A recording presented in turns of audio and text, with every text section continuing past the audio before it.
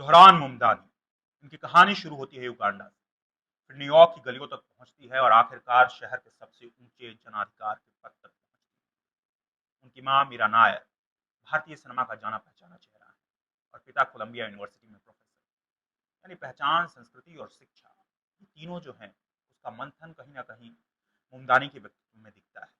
इसीलिए तो वे जब बोले कि मैं जो हूं वही रहूंगा, अपनी पहचान, अपनी आस्था नहीं बदलूंगा, तो उनके शब्द न्यूयॉर्क की सरहदों से निकलकर एक ग्लोबल मैसेज बन गए। ये जीत भारत के लिए आखिर कितनी अहम है? जवाब इसका जो है वो आसान भी है और मुश्किल भी एक तरीके से, क्योंकि भारत की संस्कृति और राजनीति का पश्चिम में उभरना दशकों से चर्चा का विषय रहा है। लेकिन अब यह प्रतिनिधित्व जो है वो केवल भारत के सांस्कृतिक उत्सव में नहीं, सियासी निर्णायकता में भी दिख रहा है। न्यूयॉर्क का मेयर दुनिया की निगाह में सिर्फ एक प्रशासक नहीं, बल्कि संस्कृति, नीति, अर्थव्यवस्था और बहुलता का प्रतीक होता है। भारतीय मीडिया ने मुमदानी की जीत को खूब सुर्खियां दी, यहाँ तक कि धूम मचाले जैसे बॉलीवुड गीतों और नेहरू के उदाहरण की खूब चर्चा हुई। इसमें कोई शक नहीं कि ये भारत के लिए एक प्रतिष्ठा का क्षण, गौरव का क्षण। मीरा नायर की संतान होने के कारण खासकर भारतीय सिनेमा के छात्र और भारत के वैसे भी छात्रों में एक गर्व का माहौल है, एक अलग ही भावना है। पर क्या ये सिर्फ प्रतीकवाद है, या इससे भारत को असल में कुछ फायदा होने वाला है, कुछ फर्क पड़ने वाला है? हकीकत यह है कि मुमदानी का चुनाव पूरी तरह स्थानीय अमेरिकी राजनीति और उनकी रणनीति का परिणाम था। अमेरिकन राजनीति में आइडेंटिटी जो है, पहचान, वो एक दो धारी तलवार की तरह काम करती है। एक तरफ प्रतिनिधित्व की जीत, दूसरी तरफ असली चैलेंज होता है कि आप एजेंडा क्या लेकर के आए हैं। वहां आप गोल गोल बात करके नहीं निकल सकते। सिर्फ मुस्लिम, अफ्रीकी या दक्षिण एशियाई होना काफी नहीं होता।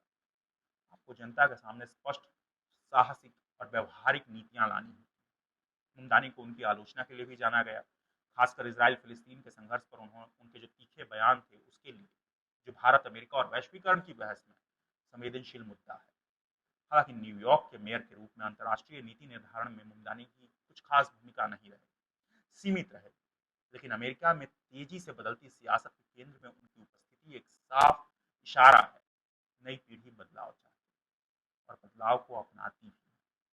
इस संदर्भ में भारत के लिए कुछ जरूरी सबक जो, उनमें सबसे बड़ा तो ये है कि आइडेंटिटी पॉलिटिक्स से आगे जाकर राजनीतिक कौशल और रणनीति का जो विकास है, वो भारत में बहस हमेशा रहती है कि क्या सिर्फ जाति, धर्म या क्षेत्रीय पहचान ही लोकतंत्र का ट्रम्प कार्ड है, या क्या जनता असल मुद्दों यानी नौकरी, कपड़ा, मकान, शिक्षा, स्वास्थ्य पर भी ध्यान देती है।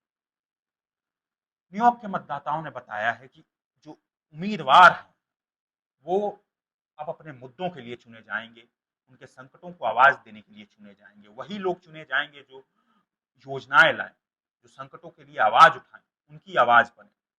भारत का सॉफ्ट पावर मॉडल अब तक सिर्फ लोग, खान पान, फिल्में और सॉफ्टवेयर तक सीमित था। मुमदानी जैसे चेहरों के बहाने अब ये राजनीति में भी दिखने लगा है। इसका एक बड़ा असर प्रवासी भारतीय समुदाय के जोश और प्रेरणा के रूप में जरूर दिख सकता है, खासकर युवाओं के लिए। उधर भारत की बहस में डेमोक्रेटिक सोशलिज्म शब्द अभी भी विवाद का विषय है। मुमदानी ने अपने भाषणों में मार्टिन लूथर किंग और भारतीय समाजवादी धारा का जिक्र कर अमेरिकी राजनीति में एक नई बहस छेड़ दी। भारत में जो पार्टियां जनतंत्र, धर्मनिरपेक्षता या समाजवाद का झंडा उठाती हैं, उनके लिए एक प्रैक्टिकल की स्टडी है। दुनिया के सबसे विकसित लोकतंत्र में भी जन कल्याण और आर्थिक समानता पर खुला संवाद अब प्रासंगिक हो चुका है। सवाल यह है कि क्या मुमदानी की जीत भारत अमेरिका द्विपक्षीय संबंधों को बदलेगी? सीधे तौर पर नहीं, क्योंकि अमेरिकी मेट्रोपॉलिटन प्रशासन और अमेरिकी संघीय नीति जो है वो अलग अलग चलते हैं। मुमदानी कोई सरकारी नीति नहीं बना सकते जो भारत अमेरिका व्यापार, वीजा या अन्य क्षेत्रीय मुद्दों पर असर डाले। लेकिन वैश्विक सोर्सिंग यानी ग्लोबल सोर्सिंग के दौर में भारतीय मूल का एक शख्स न्यूयॉर्क का नेतृत्व करता है, तो ये जरूर दिखता है कि भारतीय बहुलता और विविधता अब अमेरिका के फ्रीडम मॉडल की स्थायी सच्चाई है। मुमदानी के अभियान में सोशल मीडिया का जबरदस्त इस्तेमाल, जमीनी वॉलंटियर्स और उनकी टीम और जनरेशन जेड यानी जेन जी को जोड़ने का जो तरीका, ये सब भारत की राजनीति में अगली पीढ़ी के लिए सबक है। क्या भारत के युवा, उसके राजनीतिक दल और समाज यही ऊर्जा दिखा पाएंगे, यही फोकस और यही पारदर्शिता अपनी संसदीय व्यवस्था में ला सकते हैं? सोशल मीडिया स्टंट और असली रोजमर्रा की जिंदगी में बदलाव बदलाव ग्रंथ में फर्क समझना भारत के लिए जरूरी है। भारत की सत्ता विरोधी राजनीति, जिसका आधार जातिवाद, सांप्रदायिकता, क्षेत्रवाद और पारिवारिक विरासत रही है, उसके लिए मुमदानी का आउटसाइडर बनकर उभरना सीखने, सोचने और आत्ममंथन करने जैसा होना चाहिए। क्योंकि अमेरिका के वामपंथी यानी लेफ्ट प्रोग्रेसिव आंदोलन में किसी प्रवासी मुस्लिम, अफ्रीकी या सामाजिक अल्पसंख्यक को राजनीतिक असीमता मिली है, तो क्यों भारत में न मिले? भारत में ऐसा क्यों न हो? लेकिन एक सच यह भी है कि भारत में विशुद्ध प्रतीकवाद और विदेश में फैली भारतीय सफलता की खबरें अक्सर जनता तक सीमित रह जाती है। नीतिगत सुधार और सामाजिक संरचना तक इसका असर अब तक नहीं होता, जब तक ये मॉडल स्थानीय जरूरतों और चुनौतियों के मुताबिक न ढल जाए। मुमदानी की टीम ने दिखाया कि कैसे अमेरिकी युवाओं जो जेनजी का लोनलीनेस है जैसे मनोवैज्ञानिक मामले, इन सारे मामलों को भी राजनीतिक विमर्श में जगह दी जा सकती है। ये नई किस्म की राजनीति हो सकती है। भारत में जहां युवा आबादी सबसे बड़ी है, वहां ये बहस केंद्र में क्यों नहीं बनती? शिक्षा, रोजगार और मानसिक स्वास्थ्य भारत के लिए उतना बड़ा मुद्दा क्यों नहीं जितना न्यूयॉर्क के लिए? यही ये सब के अलावा भारत में सेकुलरिज्म, अल्पसंख्यक अधिकार और माइनॉरिटी राइट्स और राजनीतिक विविधता की बहस जो है, वो हमेशा सत्ता विरोधी विमर्श में अलग अलग जगह घेरती रहती है। क्या मुमदानी के नेतृत्व और उनकी विचारधारा को भारतीय मुसलमान या भारतवंशी के दायरे में सीमित करके देखना सटीक होगा, या इसमें गहराई है? अंत में यह कहानी सिर्फ न्यूयॉर्क के पहले भारतीय मुस्लिम मेयर तक सीमित नहीं, बल्कि यह पूछनी चाहिए कि भारत के युवा, उसकी राजनीति और व्यवस्थागत संरचना में ऐसे चेहरे और उनके विचारों के लिए कोई जगह है? तो क्या ये घटना भारत के लिए नॉर्मल है? शायद नहीं, क्योंकि हर बड़ी जीत जो डायस्पोरा, विविधता और प्रगतिशील राजनीति का मेल है, वो भारत के समाज और राजनीति के लिए भी सीख है, आईना है। दूसरी तरफ, क्या इससे भारत की विदेश नीति, व्यापार, वीजा और आबादी की रोजमर्रा की चुनौतियां बदल जाएंगी? नहीं, बिल्कुल नहीं। कम से कम फिलहाल तो नहीं, क्योंकि न्यूयॉर्क का मेयर अमेरिका का राष्ट्रपति या गवर्नर नहीं है। लेकिन वैश्विक पहचान, अंतर्राष्ट्रीय छवि और युवाओं की प्रेरणा, इन सब मामलों में एक बड़ा संदेश भारत के लिए जरूर आता है। जुरान मुमदानी जैसे नाम जो है वो सिर्फ चुनाव नहीं जीतते, वे सीमाओं, भाषाओं और पहचानों की दीवार को कुछ हद तक गिरा देते। हो सकता है आज ये खबर आपके लिए सिर्फ फेसबुक या व्हाट्सएप पर आनंद लेने का एक गर्व का क्षण हो, आपको कोई विशेष फर्क न लगे। लेकिन जो विद्यार्थी, जो युवा, जो नेता या जो समाज बदलाव की ताक में है, उनके लिए मुमदानी की कहानी यह संदेश देती है कि भविष्य ज्यादा खुला, बहुलता और भरोसेमंद और संघर्ष, सम्मान दोनों से भरा होगा।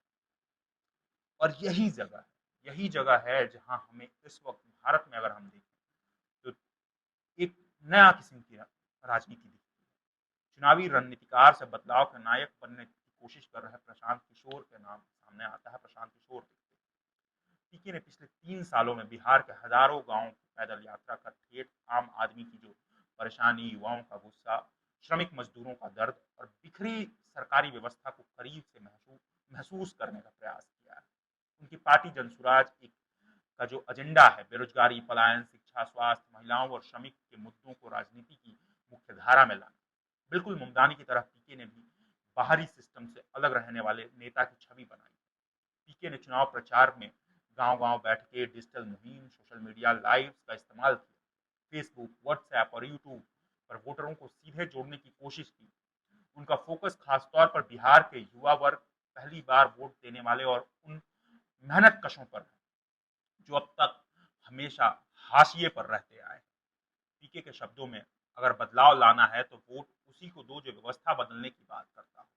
आंकड़ों और सर्वे की माने तो पीके की पार्टी सीधे तौर पर एनडीए या महागठबंधन को नुकसान तो नहीं पहुंचा रहे, पर बिहार में तीसरे विकल्प के रूप में वोटर क्या उन्हें जोड़ सकते हैं, जो अब तक छोटे छोटे दलों या निर्दलीय उम्मीदवारों को वोट कर रहे हैं। खासकर 18 से 30 साल के युवा जो हैं, वो पीके की लोकप्रियता उनमें दिख तो रही है। ये वोट कटवा नहीं, एक नई राजनीतिक चेतना के वाहक बनना चाहते हैं, कुछ वैसे जैसे न्यूयॉर्क में मुमदानी ने मल्टी क्लास, मल्टी एथनिक समाज को एक बराबरी की सियासत में जोड़ा है।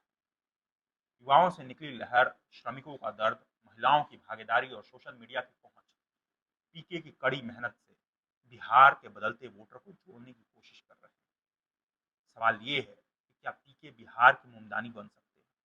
उनका आउटसाइडर स्टाइल, जमीनी नेटवर्क और डिजिटल रणनीति बिहार के सत्ता समीकरण में बड़ा बदलाव लाएगा या केवल चुनावी शोर तक सीमित रह जाएगा?